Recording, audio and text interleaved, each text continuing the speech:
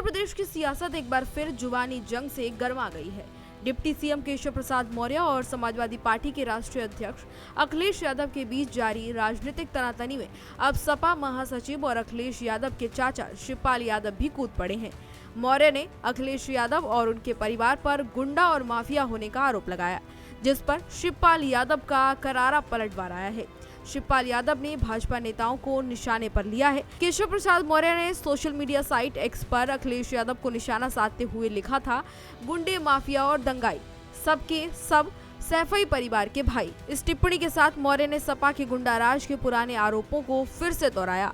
मौर्य का ये बयान ऐसे समय में सामने आया है जब यूपी में विपक्ष लगातार सरकार को कानून व्यवस्था, महंगाई और बेरोजगारी के मुद्दे को लेकर घेरने की कोशिश कर रही है।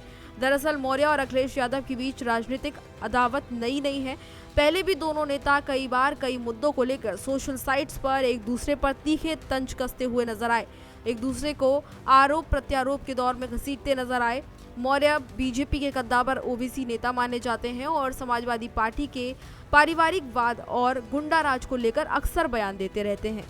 मौर्य के इस हमले पर चुप्पी तोड़ते हुए अब शिवपाल यादव भी इसमें बीच में आ गए हैं और भतीजे के समर्थन में नजर आ रहे हैं। उन्होंने लिखा, केशव जी, गुंडे, माफिया और दंगाई कौन है ये यूपी की जनता भली भांति जानती है। बुलडोजर से कानून का गला घोटने वाले, किसानों पर लाठी बरसाने वाले, किसानों की जमीनों पर कब्जा करने वाले, बेरोजगारी और भ्रष्टाचार के संरक्षक, ये सब आपके आंगन के भाई हैं। शिवपाल यादव ने आगे सैफई परिवार का बचाव करते हुए कहा कि हमारे परिवार ने अस्पताल, स्टेडियम, नौकरियां और विश्वविद्यालय दिए हैं। आपके परिवार ने क्या दिया? नफरत, महंगाई और जंगल राज।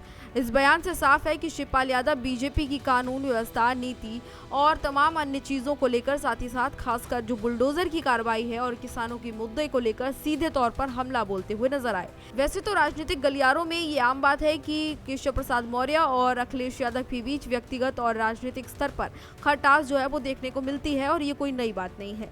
मौर्य अक्सर समाजवादी पार्टी पर निशाना साधते नजर आते हैं, उनकी सरकार के समय जो भी काम हुए हैं उनको गिनाते हुए नजर आते हैं, जबकि अखिलेश यादव और उनकी पार्टी लगातार बीजेपी पर तानाशाही और जन विरोधी होने का आरोप लगाती है।